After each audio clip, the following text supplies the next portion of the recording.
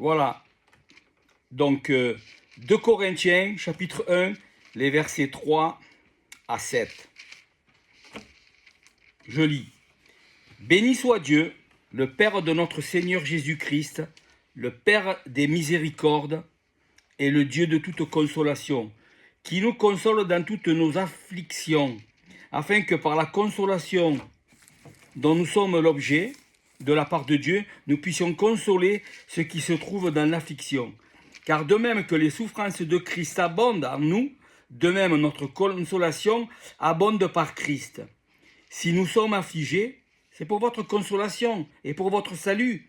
Si nous sommes consolés, c'est pour votre consolation qui se réalise par la patience à supporter les mêmes souffrances que nous endurons.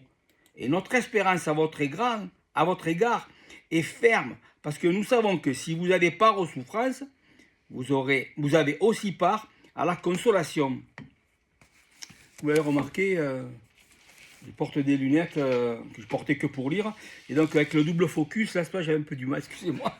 J'ai hésité un peu parce que avec le focus, là, j'ai du mal un peu à trouver, je ne suis pas habitué encore. Voilà. Donc, dès le début de ce passage commence par une louange, pour une action de grâce à Dieu. Béni soit Dieu. Et le Père de notre Seigneur Jésus-Christ, le Père des miséricordes et le Dieu de toute consolation. Il faut d'abord qu'on se rappelle un petit peu le contexte. Le contexte de l'Épître aux Corinthiens. L'Épître aux Corinthiens, c'est probablement, et même très certainement, l'épître la plus personnelle de Paul, où il parle énormément de lui. Non pas pour se justifier, non pas pour s'expliquer, mais pour défendre son ministère et pour défendre en définitive le message qu'il leur a prêché dès le début. Le message de la croix, duquel ces gens-là ont tendance à se détourner. Des faux enseignants sont venus et ils ont critiqué probablement l'apôtre Paul. Hein? Ah, lui, c'est pas vraiment. On retrouve la même chose, si vous voulez, dans l'Épître aux Galates. Hein? C'est la même chose. Dans l'Épître aux Galates, oui, l'apôtre Paul, il est bien, Paul, mais c'est pas vraiment un apôtre, c'est un petit apôtre, c'est un apôtre mineur. Son message, il manque quelque chose, il faut ajouter la loi. Ça, c'est pour l'Épître aux Galates. Mais ici, c'est comme si on disait à Paul ah, mais Paul, regardez sa vie, elle n'est pas conséquente. S'il était vraiment un apôtre de Dieu, il ne rencontrerait pas tous ces problèmes qu'il rencontre, et toutes les persécutions que l'apôtre Paul a connues. Tout ça, aux yeux des faux apôtres et de ces faux prophètes ou appelés faux enseignants qui visitaient les églises, c'était une marque qui discréditait Paul. Et Paul, il veut démontrer que ces souffrances, en définitive, elles ont été la cause de leur salut, d'une certaine manière. C'est ce qu'il dit d'ailleurs, j'y reviendrai tout à l'heure, mais il dit, si nous sommes affligés, c'est pour votre consolation et pour votre salut. Pourquoi l'apôtre Paul leur a enseigné l'évangile? Parce qu'il avait souffert, parce qu'il a été persécuté, et sa persécution, ça a été une occasion de leur annoncer l'évangile. Donc l'apôtre Paul, il montre que, oui, j'ai souffert, mais il veut leur montrer que la souffrance, c'est le lot normal de tout chrétien. C'est le lot normal de tout chrétien. Et ici, il parle de souffrance et de consolation. Il ne parle pas de nos petits problèmes de tous les jours. Il n'est pas en train de parler des afflictions, il ne parle pas des problèmes de fin de mois difficiles, ou les problèmes de panne de voiture. Ça, c'est le lot commun de tout le monde, ça. Je veux dire, c'est pas la peine d'être chrétien pour avoir des fins de mois difficiles. Coluche disait que les fins de mois étaient difficiles, surtout les 30 derniers jours. Hein voilà. il avait le sens de la formule. Mais donc, je veux dire, c'est le lot de tout le monde, ça. Mais c'est pas de ça qu'il parle. Il parle de l'affliction que l'on rencontre dans nos vies par le fait même d'être un chrétien. Le Seigneur l'a promis. Le Seigneur l'a promis des bénédictions, avec des persécutions. Et c'est toutes sortes de persécutions. Vous pouvez être un jeune chrétien, vous êtes un jeune chrétien, hein, et vous allez, moi je me rappelle, je me suis converti, puis je travaillais en usine. Enfin, je suis allé travailler en usine, de suite, j'avais travaillé avant, et puis saisonnier, puis j'y suis retourné au début de ma conversion. Et c'est vrai que quand tu es tout feu, tout flamme et que tu commences à témoigner du Seigneur, tu te fais critiquer par les gens, tu te fais juger, tu te fais mépriser. Il y a une forme d'affliction. Bon, c'est pas... on ne peut pas appeler ça de persécution. Il y a des gens que ça peut affecter psychologiquement. Moi, ça ne m'affectait pas, au contraire, ça faisait l'effet contraire. Si on se moque de toi, les chrétiens, je me rappelle des gens qui savaient que je m'étais converti. Je me rappelle une fois, je me promenais au début de ma conversion et je marchais sur une place juste à côté de là où j'habitais, en centre-ville. Il pleuvait. Et puis, je croisais des jeunes que je connaissais. Et il me dit, oh Jésus, tu marches sur l'eau? Parce qu'il pleuvait, on marchait sur les flaques. Voilà. Mais bon, il y avait peut-être un sens humoristique à ce qu'il disait, mais c'est pas méchant. Mais pour l'apôtre Paul, on le sait comment ça s'est caractérisé. Peut-être j'y reviendrai tout à l'heure. Mais il a subi une opposition terrible. Et cette opposition, elle était liée au fait au fait de sa foi. L'apôtre Paul, quand Dieu lui a parlé à comment il s'appelait son nom, Ananias. Quand Dieu a parlé à Ananias, à Antioche, à Damas, pardon, qu'est-ce qu'il lui a dit? Cet homme est un instrument, je lui montrerai quoi? Ce qu'il doit souffrir pour moi. L'apôtre Paul, son appel, c'est simplement tu vas servir Dieu, mais tu vas souffrir. Qui c'est qui veut un appel comme ça? On veut pas. Personne n'en veut des appels comme ça. L'apôtre Paul, peut-être, c'est vrai que Dieu ne l'a pas dit à Paul. C'est vrai que Dieu l'a. Dans le texte, Dieu nous montre qu'il a dit à Ananias, il n'a pas dit à Paul. Peut-être Paul, il a dit, bon, écoute, je vais y passer. Je vais réfléchir à l'affaire. Non, l'apôtre Paul, sa vie est marquée par l'opposition et la souffrance. Déjà à Antioche, dès le début, ou à Damas, dès le début de sa conversion à Damas, dès le début, il annonce l'évangile et on est obligé de le faire descendre avec des paniers parce que déjà les gens s'opposent à lui, parce que c'est un gars qui prêche l'évangile. Donc ici, ce qu'il est en train de parler, il parle de lui dans ce passage-là. Il est en train d'expliquer ce que lui il vit, ce que lui il a expérimenté comme consolation de la part de Dieu. Et sa consolation sert à consoler les autres. Regardez le verset 8, je ne l'ai pas lu, mais on va le lire maintenant. Nous ne voulons pas, pour montrer qu'il parle bien de lui, quand il parle d'affliction et tout ça, nous ne voulons pas, en effet, vous laissez ignorer, frères, au sujet de l'affliction que nous avons, qui nous est survenue en Asie, que nous avons été excessivement accablés, au-delà de nos forces, de telle sorte que nous désespérions même de conserver la vie. Donc l'apôtre, dans ce passage-là, il parle de lui, il ne donne pas un exemple fictif, il est en train de parler de son expérience. Mais il commence, et vous remarquerez qu'il ne se plaint pas. Il parle de son affliction, mais il ne se plaint pas. Il voit les côtés positifs de l'opposition qu'il a rencontrée. Et nous devrions nous aussi avoir ce regard positif de voir comme un privilège. Cette semaine, je relisais les Actes. Mais je suis en train de relire les Actes. Et c'était le passage où Paul et Silas sont jetés en prison. C'est l'histoire, vous savez, où le geôlier se convertit, lui et sa famille. C'est à Philippe, je crois que ça se passe. Et donc, il est jeté en prison. Ils ont d'abord été battus, puis jetés en prison. Et là, en prison, c'est le milieu de la nuit. Ils ne dorment pas. Ils sont en train de louer le Seigneur, de rendre grâce à Dieu, parce qu'ils ont été trouvés dignes d'être battus pour le Seigneur, d'être persécutés pour le Seigneur. Aujourd'hui, on fait tout, on évite. On n'est pas masochiste non plus. Il n'a pas cherché les coups de bâton. Mais quand ils sont arrivés, il a trouvé ça comme un privilège.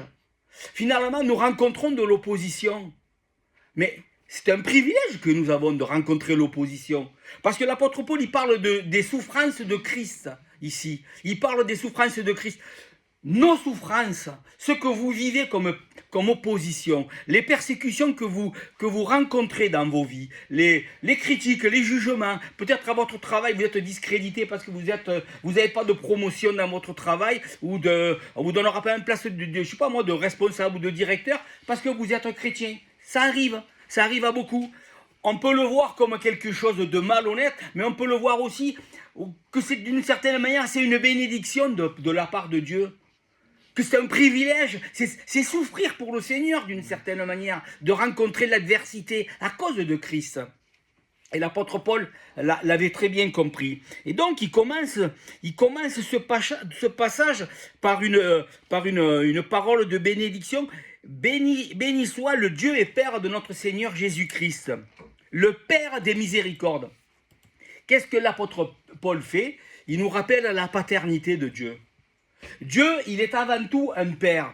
Et vous voyez cette expression même, le Père de notre Seigneur Jésus-Christ, elle est unique dans le Nouveau Testament. Le Père de notre Seigneur Jésus-Christ. On la retrouve là. Mais on la retrouve dans quel contexte? Dans un contexte où il va parler d'affliction. Dans l'affliction, on doit se rappeler d'une chose. Dieu, c'est avant tout un Père aimant. Un Père qui n'est pas un Père destructeur pour nous, mais un Père qui nous aime, donc qui prend soin de ses enfants. Et la persécution et l'opposition qu'on va rencontrer, c'est aussi un moyen par lequel Dieu, comme pour ses enfants, il l'utilise comme un moyen d'éducation. Dieu nous éduque. Vous vous rappelez le passage de Hébreux chapitre 12, où il parle de comment Dieu nous châtie. C'est comme un père que Dieu vous traite. C'est l'éducation, et le mot qui est employé, qu'on retrouve dans Tite aussi, au chapitre 2 et au verset 10, où il parle de la grâce de Dieu nous enseigne. Ce mot nous enseigne. C'est littéralement, dans le grec, c'est l'enseignement qu'un père donne à ses enfants. Donc Dieu nous enseigne, et il se sert de ces situations-là pour nous former et pour nous enseigner. Nous sommes formés et enseignés par toute l'adversité, par tous les problèmes que nous rencontrons, par toute l'opposition qu'on rencontre. Mais c'est vrai, on n'en rencontre pas beaucoup, nous, dans nos pays. Mais d'autres par contre, ils en rencontrent. Pour vous garantir que dans les pays d'origine musulmane, islamique, on parle de l'Iran aujourd'hui, de partout et sans arrêt, mais tous ces pays-là, les chrétiens souffrent. Je suis en train de lire le dernier livre de Sébastien Fath, où il parle sur le pouvoir des évangéliques dans le monde. Et donc finalement c'est un historique et puis un état des lieux du mouvement évangélique. Mais vous voyez comme le mouvement évangélique en Algérie, comme il a grandi dans les années 90, 80, 90, et comme d'un coup, là, dans la première décennie des années 2000, comme ils ont mis un grand coup de ciseau, et toutes les églises sont fermées, et ils sont aujourd'hui persécutés, recherchés, traqués, et au Maroc c'est pareil, il faut faire attention. Et là, on n'est pas loin, là.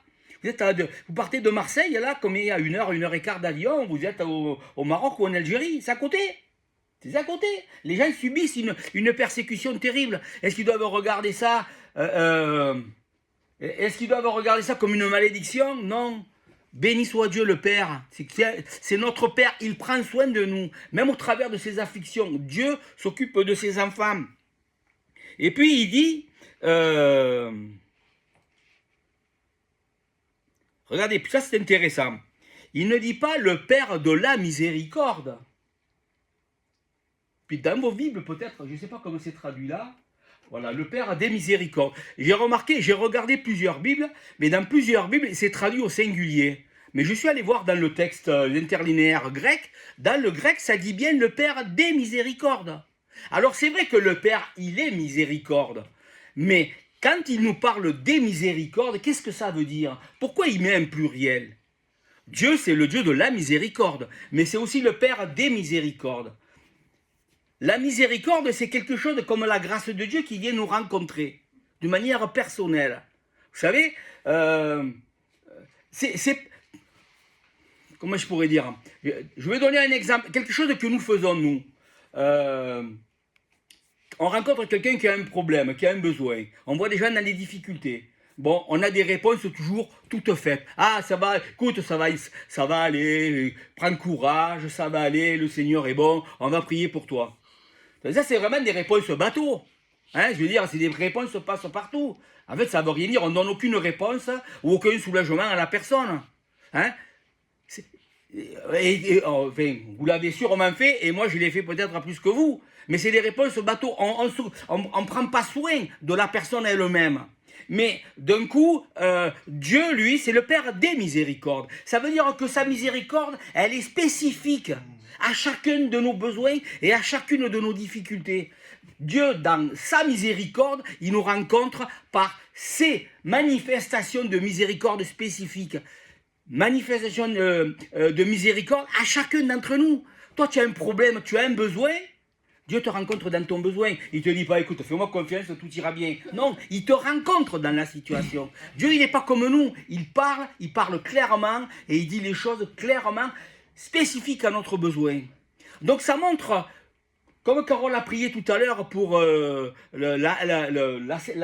pendant la scène, pour les petits gobelets qui sont individuels, ça nous rappelle ces petits gobelets, même si à l'époque c'est une coupe, mais ça nous rappelle quand même une chose, comme elle a dit, ça nous rappelle l'aspect individuel du christianisme. Bien sûr, il nous a sauvés, mais c'est un Dieu qui est personnel. Et dans le fait que Dieu soit personnel, c'est un Dieu qui nous rencontre de manière personnelle, spécifiquement dans notre besoin. Il ne dit pas, prends courage, tout ira bien. Non, il vient et il te rencontre dans ton besoin. Donc, avant même de leur parler de problèmes et de consolation, il leur rappelle ça. Dieu va vous consoler, mais d'une manière spécifique.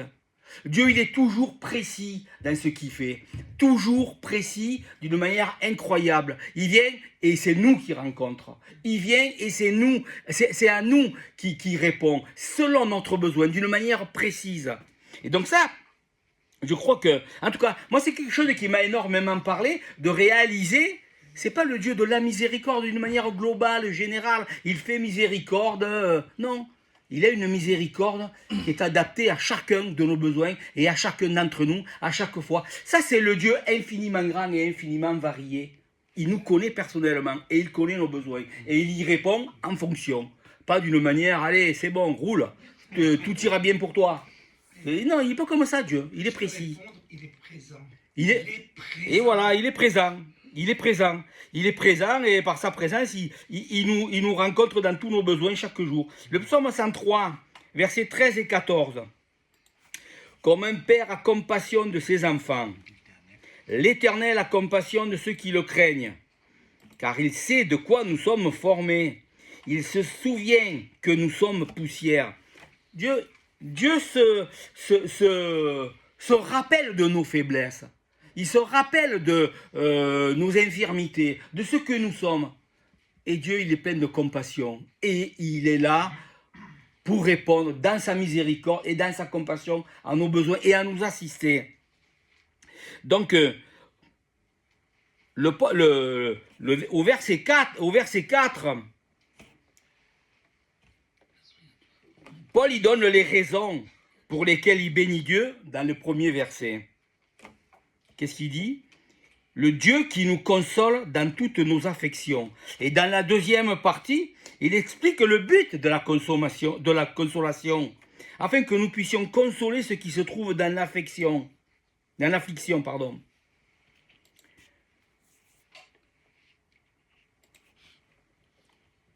Dieu nous console, et ça correspond à ce que je disais. Dieu nous console, et il nous console d'une manière spécifique, chacun d'entre nous, dans nos affections. Afflictions, j'y arriverai. Comme je l'ai dit, il ne fait pas référence à des afflictions, des problèmes de la vie de tous les jours. Il fait vraiment référence à ceux qui marchent avec Dieu. Parce que vous marchez avec Dieu, vous allez rencontrer de l'opposition, vous allez rencontrer des difficultés dans la vie. Mais Dieu, c'est un Dieu de miséricorde et il sera là pour nous assister en tout temps et en toutes choses.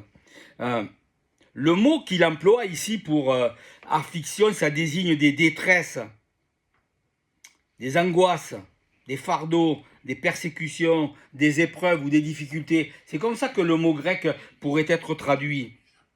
Et on doit se rappeler d'une chose, c'est que c'est toujours Dieu qui permet l'affliction. Cette détresse-là, elle est permise par Dieu. Dieu est un Dieu souverain.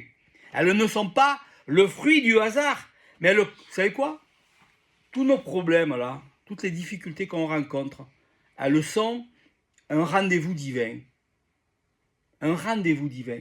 Dieu nous donne rendez-vous, mais Dieu ne nous donne pas rendez-vous dans des choses qui sont Des fois, des choses qui sont bénies, qui sont faciles à vivre. Mais Dieu nous donne des rendez-vous parfois dans des situations qui sont tellement difficiles. Est-ce que je vais te rencontrer dans cette situation-là?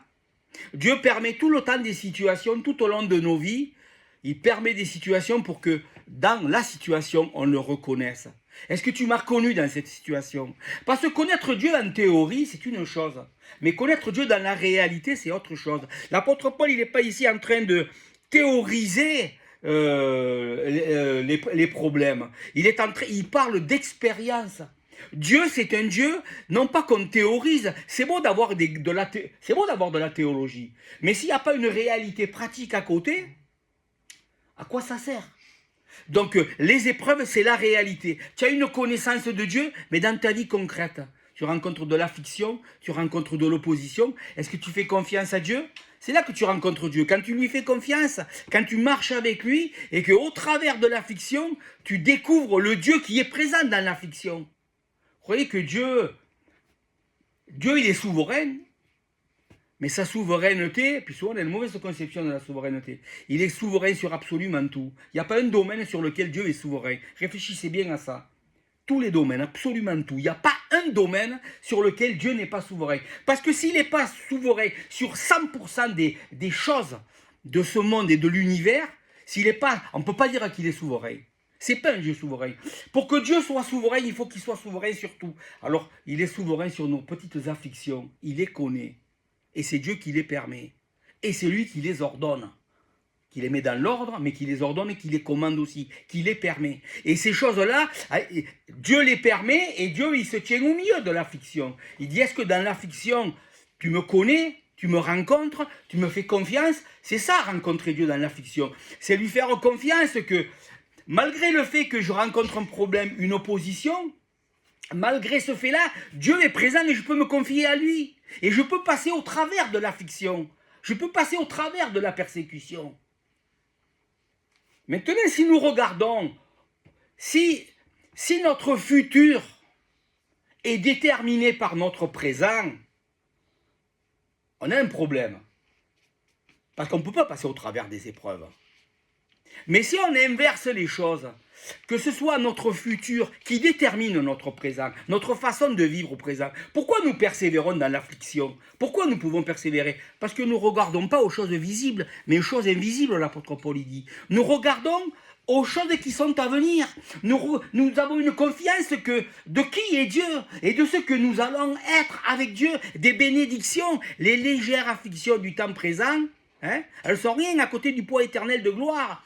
L'apôtre Paul, il vit les choses. C'est donc ce qui va arriver, le poids éternel de gloire qu'on va recevoir, c'est ça qui détermine comment je vis aujourd'hui. Alors que pour la plupart des gens, ils font des expériences aujourd'hui, et c'est ces expériences-là qui déterminent, prends des bonnes décisions parce que tu verras dans l'avenir. On nous l'a dit ça, travaille bien à l'école. Moi, j'ai bien entendu ça, peut-être pas tous les jours, mais quasiment quand j'étais jeune. Ça n'a rien donné d'ailleurs, mais bon, je l'ai entendu. Travaille bien, il faut que tu travailles à l'école, sinon qu'est-ce que tu vas faire quand tu seras grand et tout. Et comme moi, je suis quelqu'un qui, enfin, surtout quand j'étais jeune, que c'était surtout le temps présent, l'instant présent, épicurien jusqu'au bout des doigts. Là, ce qui compte, c'est l'instant présent. Dans une minute, qu'est-ce qui va arriver, je m'en fous. Ça ne m'intéresse pas. Alors encore plus quand je serai adulte, qu'on me parle... Non, c'est l'instant présent. Mais quand vous êtes comme ça, l'avenir, c'est aussi ça la réalité. C'est que c'est votre présent qui détermine ce que vous allez être dans l'avenir. Mais si nous regardons aux choses à venir, si nous regardons aux promesses de Dieu, c'est en fonction de ça qu'on vit ici. On est dans l'attente de quelque chose, donc ça détermine comment je vis ici.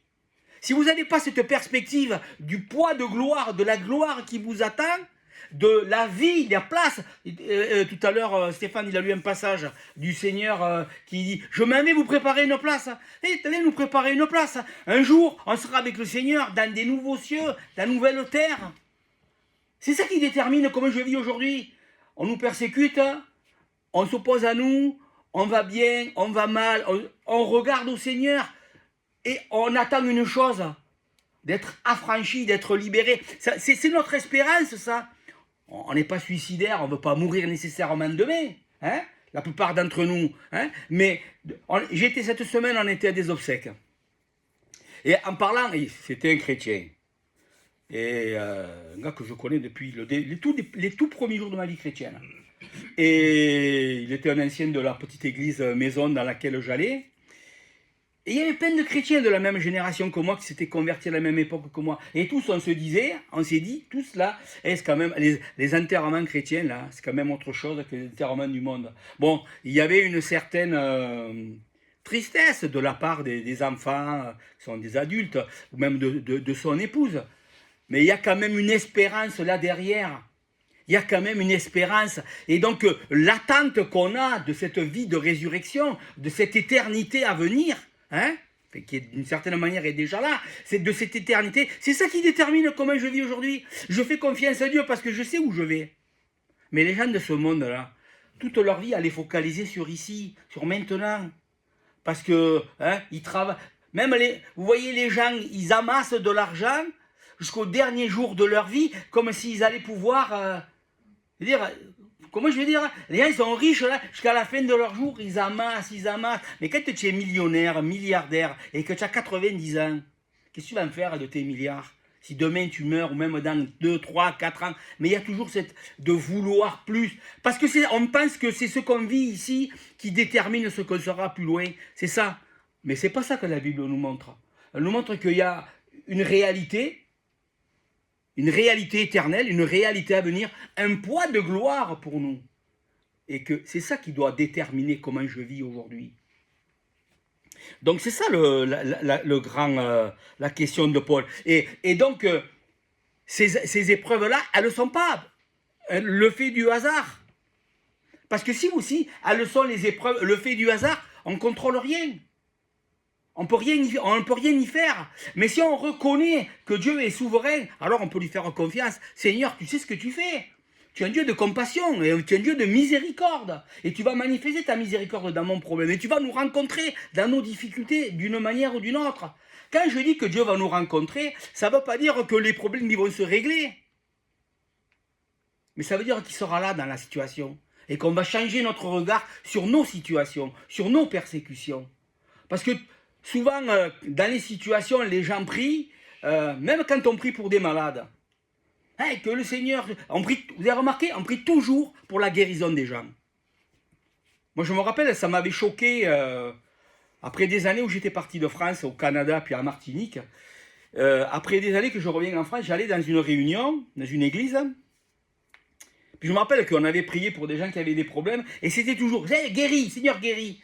Et j'ai dit, jamais à un moment donné, on se pose la question, quelle est la volonté de Dieu? Est-ce que Dieu, il veut guérir? Mais si Dieu ne guérit pas, si les gens ne sont pas guéris après qu'on a prié 100 fois pour eux, parce que des fois c'est le cas, hein, j'en connais, moi on a prié des dizaines et des dizaines de fois pour eux, après qu'on a prié, même qu'à la fin, ça finit par fatiguer même celui qui est malade, qui a le problème, parce que toujours lui dit, ah, on va prier pour toi. Je pense à un ami qui est malade depuis des années, et que sans arrêt, dimanche dernier d'ailleurs, ou dimanche d'avant, je ne me rappelle plus, il était à la sortie du culte, il était très très mal, et je me disais, je prie pour lui, ou je lui dis pas. J'étais même dans l'hésitation, parce que je me suis dit, une fois de plus on va prier pour lui, qu'il soit soulagé, qu'il soit guéri. Mais si Dieu ne veut pas guérir, si Dieu ne guérit pas, il faut trouver le secours de Dieu ailleurs que dans la guérison. Est-ce que Dieu guérit tout le monde? Non. Est-ce qu'un jour tout le monde sera guéri? Oui. Mais aujourd'hui, les guérisons que Dieu fait, les miracles que Dieu fait aujourd'hui, ils sont une préfiguration de ce qui va arriver un jour. Les gens même qui meurent et que éventuellement, comme Lazare ressuscite, mais un jour ils vont quand même mourir pour de vrai. Enfin, il était mort pour de vrai, je veux dire. Mais lui, il aura eu l'occasion de mourir 2 fois. Et puis en plus, il n'est pas mort pendant des fois quelques minutes. Sa tante a été enterrée 2 fois. Ah oui, bon. Mais voilà, Lazare, lui, il est mort, puis il n'est pas mort pendant 10 minutes ou un quart d'heure. Il est mort pendant plusieurs jours. Ça fait 3-4 jours, Seigneur, déjà, il sent. Tu sais, il commençait déjà à se décomposer. Mais, je sais pas pourquoi je disais ça. Les malades qui n'est pas guéri. Voilà, les malades ne sont pas nécessairement, les malades ne sont pas nécessairement guéris. La question, c'est toujours la même. Si Dieu permet la maladie, hein, Un jour, elle viendra, la guérison. Un jour, tout le monde sera guéri. Et comme j'ai dit, les guérisons, elles sont juste, comment on pourrait dire, la manifestation d'une réalité, la réalité du royaume de Dieu. Quand quelqu'un est guéri, ça veut dire que le royaume est déjà là. Mais il n'est pas encore là. Tout le monde n'est pas guéri parce que le royaume, il est là que d'une manière embryonnaire. Mais il est là déjà, le royaume.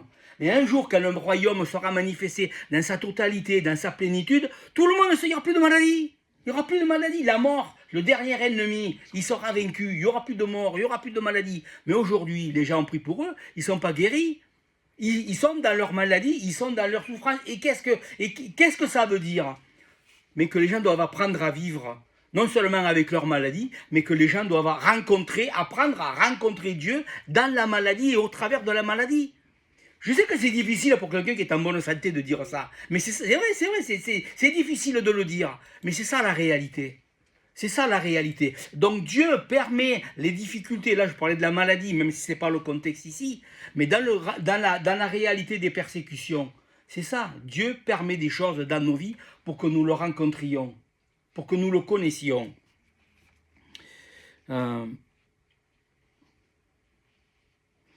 Les chrétiens souffrent, sont persécutés. Récemment, j'ai encore entendu un témoignage, je ne me rappelle plus où c'était, mais où j'ai relu, je ne me rappelle plus le détail. Le témoignage, vous savez, quand il y a eu cette fameuse crise en Irak là, avec Daesh et tout ça, et qu'ils ont pris qu'ils ont décapité toute une... Ouais, vous avez vu ces images, les gars sont avec des salopettes oranges, assis dans le sable là, puis ils ont décapité ou égorgé les uns tous. Et les gens, ils n'ont pas voulu renier leur Seigneur. Il y en avait même un qui n'était pas chrétien. Il y en avait même un qui n'était pas chrétien et qui, pendant les derniers instants de sa vie, il était avec les chrétiens et que quand on lui a parlé, il a dit, on lui a demandé à lui aussi, est-ce que tu es chrétien, est-ce que tu renies? Il dit non, moi je crois la même chose que les autres, il a dit. Quelque chose comme ça. Comment de se convertir à l'islam. Oui, c'est ça. Mais il a dit, je préfère le Dieu de ah ouais, c'est ça, il a confessé le Dieu, il a confessé le Dieu des chrétiens. Et le gars, il a confessé le Dieu des chrétiens, et l'instant d'après, il était mort. Mais parce que c'est toujours ça. Tu as le choix de sauver ta vie, mais de perdre ton éternité, ou de perdre ta vie et de gagner l'éternité. C'est ça, est-ce que c'est ton futur qui détermine ton présent, ou est-ce que ton présent qui détermine ton éternité? C'est ça que les gens font aujourd'hui. Moi, je me rappelle des gens qui m'ont dit « Ah non, mais je me convertirai plus tard. » Il y a 50 ans, ils m'ont dit ça. Des gens proches. « Ah, plus tard. » Il y a 50 ans. Aujourd'hui, c'est le dernier de leurs préoccupations. Mais parce que mais ils ne réalisent pas que ceux qui vivent aujourd'hui, ça va déterminer où vont passer l'éternité. Ils sont encore vivants, ils ont le temps de se convertir. Mais je veux dire, c'est des années perdues à connaître Dieu, à avoir une vie vécu dans la réalité, quoi, avec Dieu, dans le vrai, à la lumière de la parole de Dieu, en communion avec Dieu. Donc, j'ai une citation. La croix a démontré que la réconciliation est une entreprise coûteuse. Partout où l'évangile de la réconciliation est prêché, il y a un prix à payer en souffrance. Le message de la croix, le message de l'évangile, partout où on le prêche, il rencontre de l'opposition. Si vous allez prêcher dans les rues d'Aix-en-Provence, on va vous regarder d'une manière négligente. Tiens, c'est des fous, c'est une secte. Ça, c'est l'expression... en France, tout est secte. C'est une secte, c'est ceci, c'est cela. On va vous mépriser. Mais allez dans d'autres pays, vous allez vous faire lapider. Allez dans notre pays, vous allez être mis en prison. Dans notre pays, on va vous tuer sur place, peut-être. Hein? Mais pour nous, ça nous semble irréel. Mais pourtant, c'est la réalité, au XXIe siècle. Allez en Afghanistan aujourd'hui, là où il y a les talibans, et puis commencer à prêcher sur la place publique à Kaboul, enfin une place n'importe laquelle, et commencer à dire Jésus-Christ est le Seigneur, il est mort et ressuscité pour pardonner vos péchés, pour vous donner la vie éternelle. Vous n'aurez pas le temps de dire une phrase de plus, quelques rafales de Kalachnikov et vous auront coupé en deux. C'est ça la réalité, c'est ça. Mais quand tu prêches le message de la croix, il y a un prix à payer. Le message de la réconciliation avec Dieu, il y a un prix à payer. Et quel est le message qui est toujours attaqué? Quand vous prenez l'épître aux Corinthiens, la première, et même celle-là, quel est le message de fond et que l'apôtre Paul leur rappelle aux Corinthiens? Je veux savoir qu'une chose, pas deux, une seule chose. Jésus-Christ et Jésus-Christ crucifié. Le problème des Corinthiens, dans la première comme dans la deuxième épître, hein, c'est qu'ils ont oublié le message de la croix pour se tourner vers des philosophies humaines, faire des raisonnements humains. Là, ils sont vers des raisonnements humains. Mais si tu es chrétien, si tu es un apôtre, Paul, tu ne devrais pas souffrir. Tu ne devrais pas souffrir le martyre. Tu dis que tu as été lapidé, que tu as, ouais, vous l'avez lu, et que dans l'épître aux Corinthiens, un peu plus loin, il le dit, lapidé, laissé pour mort, j'ai fait naufrage. Enfin, il raconte tous les déboires qu'il a eu, battu plusieurs fois de 40 coups de bâton, moins un. Mais c'est pour ça que tu es devenu chrétien. Ça, c'est le prix du message. Pour nous, on a de la chance que nous vivons dans une société pacifiée, mais remontez quelques siècles en arrière et rappelez-vous. Bon, vous savez, on est de Nîmes, mais il y a plein de témoignages quand vous allez dans les Cévennes, si vous allez au musée du désert, il y a plein de témoignages de l'opposition que les Huguenots, que les chrétiens, les protestants de l'époque ont subi. Là, on parle de la France, il y a quelques siècles en arrière, 300 ans, 400 ans en arrière. Aujourd'hui, on vit dans une certaine tranquillité, mais il y a des gens qui ont payé le prix fort. Prêchez l'évangile de la croix. En fait, les chrétiens, ils étaient persécutés par d'autres qui se pensaient chrétiens, hein, qui se prétendaient chrétiens. Mais dès que tu commences à prêcher cet évangile, l'évangile du salut et de la grâce en Jésus-Christ, tu es persécuté, vous serez persécuté. Même dans d'autres pays, tu vas dans d'autres pays et tu prêches l'évangile de la grâce. Moi, combien de fois je l'ai entendu quand j'étais au Canada ou même au Brésil, qu'on te fait passer pour un hérétique parce que tu prêches de la part même des évangéliques des fois, parce que tu prêches l'évangile de la grâce, parce que tu dis certaines choses que les gens ne sont pas d'accord. Ah, mais moi je ne crois pas ça, c'est un faux évangile. Régulièrement sur les réseaux sociaux, je vois des chrétiens qui parlent de John MacArthur. J'ai entendu parler de lui, il est mort, c'est un pasteur très connu aux États-Unis qui a écrit une somme incalculable de livres et de commentaires. C'était un évangélique, bon, des fois il était un peu carré là, mais j'ai entendu dire des gens qui le critiquent. Ah, c'est un faux prophète, c'est un faux prophète.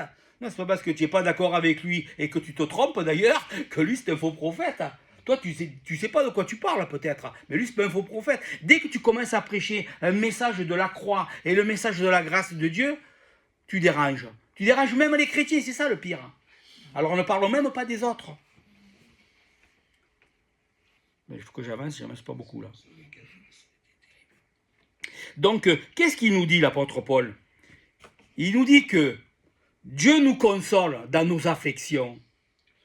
Dieu ne fait pas dans nos afflictions. Dieu nous console, nous, pour que nous puissions consoler les autres. Le but, en définitive, et c'est ça qui est extraordinaire, c'est qu'il y a une dimension du corps de Christ là derrière. Vous le voyez, de l'interdépendance. Nous sommes interdépendants, nous sommes un corps, nous sommes en tant qu'Église. Et pas, quand je parle en tant qu'Église, je ne parle pas juste celle-là, je parle de l'Église au sens large. Nous sommes le corps, l'Église c'est le corps de Christ. Ici c'est une expression de cette réalité-là. Mais ce corps, il suffit qu'il y en ait un qui souffre dans le corps et qui a connu la consolation de Dieu. Il peut consoler les autres. Quand vous n'avez jamais souffert de votre vie, hein, comment tu peux avoir compassion pour des gens qui vivent dans la souffrance de manière permanente et totale? C'est parce que tu as été consolé, c'est parce que tu as rencontré Dieu dans ces temps-là que tu peux consoler. Je me rappelle une histoire que j'avais entendue il y a des années. C'était dans une église, c'était au sujet de la perte d'un enfant. Et il y avait quelqu'un qui avait parlé de la perte d'enfant, il parlait de choses comme ça, et puis il y avait un couple qui avait perdu un enfant, et un autre était allé le voir, et lui avait était allé le voir et lui avait parlé, et pour le consoler, pour parler avec lui, il l'aurait conforté, enfin je ne sais plus exactement, et la personne a dit « Ah, tu ne peux pas comprendre ». Parce que tu sais pas, tu n'as pas vécu ça. Et la personne, elle est ici, je peux te comprendre, parce que j'ai vécu la même chose. Si vous n'avez pas perdu un enfant, tu vas consoler quelqu'un, tu ne peux pas comprendre. Qu'est-ce que ça veut dire, hein? Dans ma famille, mon frère aîné est mort. J'avais 10 ans, il en avait 14 et demi. Mais ça a été un drame. Bon, mes parents ne sont pas chrétiens, hein, mais pour comprendre la douleur que ma mère a 94 ans, donc ça fait 60 ans, hein, pour comprendre la douleur de ma mère, jusqu'à aujourd'hui, 60 ans après, pour comprendre ce qu'elle a vécu, il faut être passé par là. Si tu n'es pas passé par là, tu ne peux pas le comprendre. En plus, ton fils, ton aîné, c'est le premier, tout ça, ça détruit une vie, ça détruit une famille. Hein, parce que c'est terrible. Mais la consolation, tu peux la donner que parce que tu l'as reçue. Vous ne pouvez pas donner ce que vous n'avez pas. Donc Dieu permet dans un corps, dans l'église, qu'il y en ait qui passent par des tribulations, par des moments difficiles. Et ils vont rencontrer, comme l'apôtre Paul, dans ses problèmes et son opposition qu'il a rencontré partout, il a reçu la consolation de Dieu. Et lui, il était à même de consoler les Corinthiens dans leurs afflictions. Mais si on ne la rencontre pas, cette affliction, nous, cette opposition, si on ne rencontre pas les problèmes, on n'expérimente pas non plus la consolation. En fait, c'est parce qu'on a été consolé qu'on peut devenir consolateur. Le mot qu'il emploie ici pour consoler, pour consolation, le mot qu'il emploie, c'est le mot paraklésis. Pour ceux qui ont 2-3 notions de grec, le mot paraklésis, c'est le mot qui est employé pour le Saint-Esprit. C'est lui qui est le paraclet. Il est le paraklésis, le paraclet. Ça veut dire, c'est quelqu'un. Para, ça veut dire paraklésis. Para, ça veut dire à côté, et clésis, c'est le verbe appeler. C'est quelqu'un qui est appelé à côté de toi pour t'aider. Donc la consolation de Dieu qu'on a reçue, Dieu nous assiste, il vient nous consoler. C'est quelqu'un qui vient à côté de nous et qui nous aide dans nos problèmes et qui nous rencontre. Pourquoi faire? Pour que nous aussi, nous soyons des paraklésis, une forme de paraclet, si vous voulez. Vous savez que Barnabas, c'était son nom. Le nom de Barnabas, c'est ce que ça signifie. Son nom, il vient de là. C'est quelqu'un, fils d'exhortation. C'est quelqu'un qui était encourageant. C'est un fils d'exhortation, d'encouragement. Et vous pouvez le voir dans sa vie, que c'est une réalité. Hein? Quand il y a eu le conflit avec lui et Paul, au sujet de Marc ou de Jean-Marc, hein, celui qui a écrit donc, notamment l'évangile de Marc, quand il y a eu le conflit, Paul il n'a pas voulu le prendre, mais lui, le fils d'exhortation, le fils qui est un gars rempli de compassion, qu'est-ce qu'il a fait? Il a pris Marc avec lui. Bon, vous me direz, ah, c'était son neveu. C'est rien, il a quand même pris avec lui, parce qu'il avait cet esprit-là d'assister, d'être à côté des gens, d'exhorter et d'encourager. C'est ce que Dieu veut pour chacun d'entre nous. Si on veut s'encourager dans l'église, les uns les autres, il faut une chose. Il faut réaliser que ce que je vis, je ne le vis pas toujours pour moi. Et je vais, bon, j'aurais pu continuer là, mais je vais m'arrêter là parce que c'est le temps. Mais tout ce que nous vivons, nous le vivons souvent comme si nous étions une finalité en nous-mêmes, un but en nous-mêmes. Nous rencontrons des difficultés, nous rencontrons des problèmes, mais on doit réaliser une chose, nous sommes un corps. Ce que vous vivez, ça a non seulement un impact sur vous, mais ça a aussi un impact sur les autres. Les épreuves que vous rencontrez, Dieu vous permet que vous les rencontriez.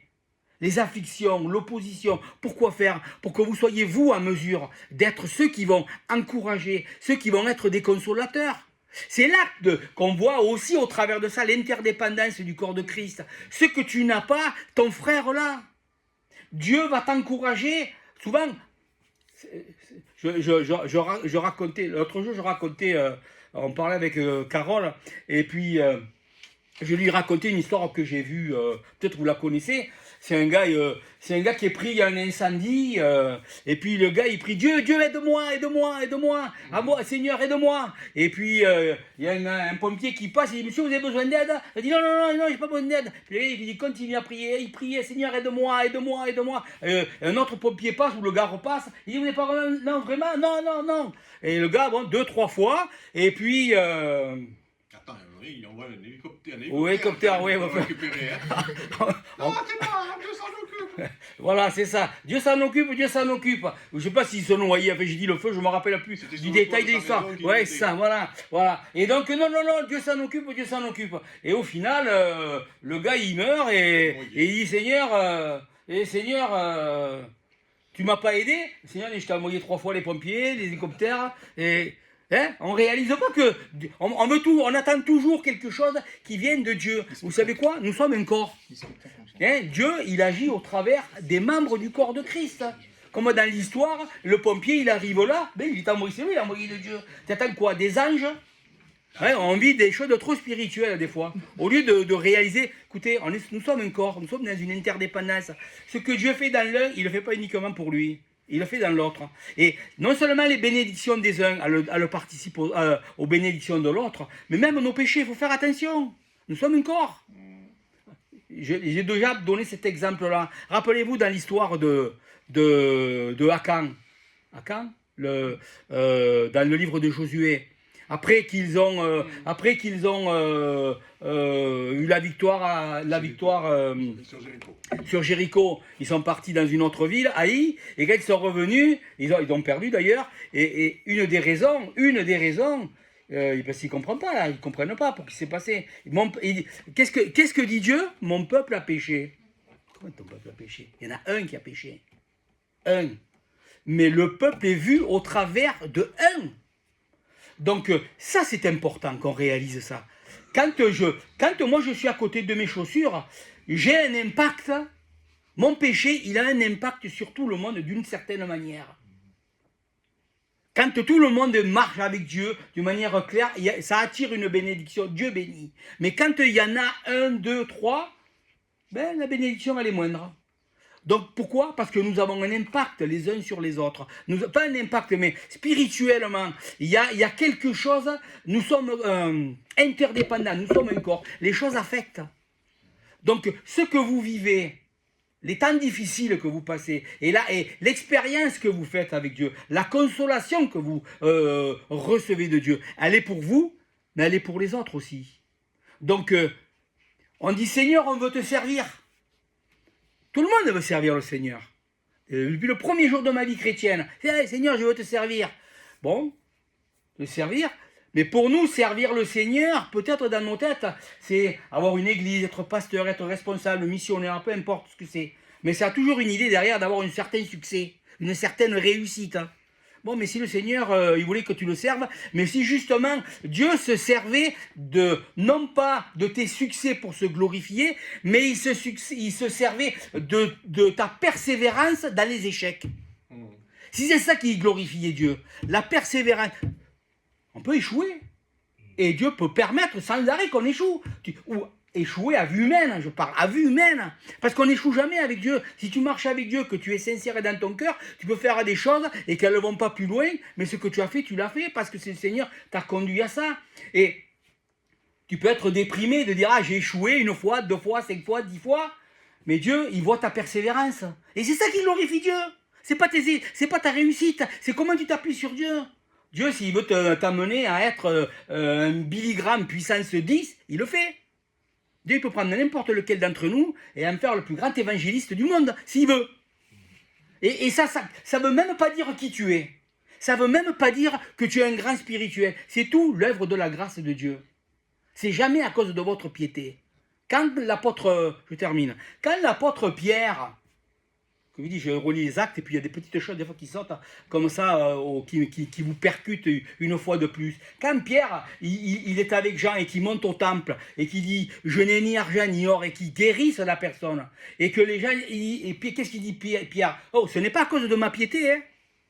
En gros, c'est pas à cause de ce que je suis moi, c'est pas à cause que je suis un gars spirituel, que je prie 3 heures par jour, que je lis la Bible, c'est pas à cause de ma piété, c'est pas parce que j'ai une relation avec Dieu, c'est à cause de sa grâce, c'est Dieu le fait. Dieu fait les choses comme il veut. Il peut prendre, bien, d'ailleurs, l'exemple qu'on prend toujours, c'est toujours le même. Il prend une ânesse et il parle au travers d'une ânesse. Est-ce que l'ânesse, elle était plus intelligente? Est-ce qu'elle était plus capable? Ou ce que vous voulez? Est-ce qu'elle avait une certaine vertu? Rien du tout. Qu'est-ce que ça nous montre? Que Dieu, bien sûr que Dieu, il veut qu'on marche avec lui et qu'on vive dans la sainteté, de manière sainte. Mais qu'est-ce que Dieu fait? Dieu prend qui il veut, puis dans sa grâce, il fait ce qu'il veut. Donc c'est ça qui glorifie Dieu, c'est ta persévérance. Et donc on veut tous servir Dieu, mais on veut servir Dieu comment? Dans la réussite. Et si Dieu ne veut pas que tu réussisses, si Dieu te dirige autrement, mais on a une manière de te servir Dieu. Peut-être au travers de ta souffrance, ça va être un moyen de consoler les autres. Peut-être c'est ça. Ce que tu vis de difficile pendant 10 ans, pendant 20 ans dans ta vie, peut-être ça va servir à la consolation de beaucoup de gens. Mais c'est pas comme ça que tu as envie de servir le Seigneur. On a envie de servir le Seigneur. Et moi, j'ai envie de réussir. Moi, j'ai envie de voir une grande église avec 400 ou 500 personnes, et une belle louange, des belles réunions. Tout le monde veut ça. Mais ça, c'est presque Hollywood, ça. C'est du cinéma, ça. Hein? Et si Dieu te donne juste une réunion dans une maison, c'est pas le nombre qui est important. C'est que le Seigneur soit présent. Pour voir 500 personnes et si le Seigneur il n'est pas là, ça sert à rien du tout. Comprenez ce que je veux dire? Donc ce que Dieu fait, notre service à Dieu, il peut être d'une manière multiple. Quand on souffre et qu'on marche avec Dieu, Dieu opère quelque chose avec nous, mais il opère pour le corps. Et ce que Dieu opère avec nous dans nos vies, ça va servir au service de Dieu. C'est notre façon aussi de servir Dieu. Pas juste prêcher comme moi. Hein? Là, je prêche, mais c'est pas uniquement ça, servir Dieu. C'est au quotidien, c'est comment tu rencontres les gens. C'est qu'est-ce que tu donnes de la part du Seigneur. C'est pas quelque chose de ponctuel, c'est quelque chose de permanent. Donc, il y a une consolation, il y a des choses qu'on reçoit de la part de Dieu. On les reçoit pas que pour nous, on les reçoit pour les autres. C'est ça la réalité. Et c'est ça le service de Dieu. On peut servir Dieu, comme l'apôtre Paul. Par sa souffrance, ça a été l'occasion d'annoncer l'évangile, de le prêcher à ces gens-là, aux Corinthiens. Et ça, c'est pas... et c'est vrai qu'il y a eu peut-être du succès, mais l'apôtre Paul, il a aussi connu des échecs. Mais c'est ça qui est glorieux.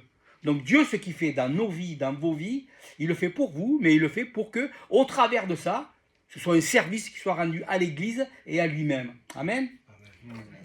Seigneur, on te rend grâce pour ce partage de ta parole, Seigneur, et on te remercie de nous encourager, Seigneur. Peut-être dans nos difficultés, dans l'opposition qu'on rencontre, ou même dans les problèmes de la vie courante de la vie. Donne-nous toujours, Seigneur, de te faire confiance, de voir que tu es le centre, de voir que tu es le Seigneur, de voir que tu es souverain, que rien ne t'échappe, Seigneur, que tout est dans ta main, Seigneur. Même quand on est au plus bas, même quand tout nous abandonne, même quand tout devient ténèbres, sombre, sec, désertique dans nos vies. Rappelle-nous une chose, tu es toujours là, tu es toujours le Seigneur, tu ne changes pas, parce que ta parole nous dit que tu es immuable, Seigneur. D'éternité en éternité, ta parole nous dit, tu es Dieu, tu ne changes pas.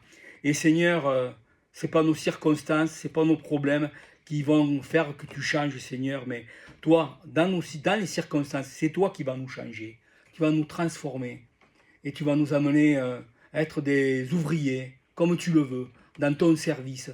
Pas comme on le veut nous, mais comme tu le veux toi.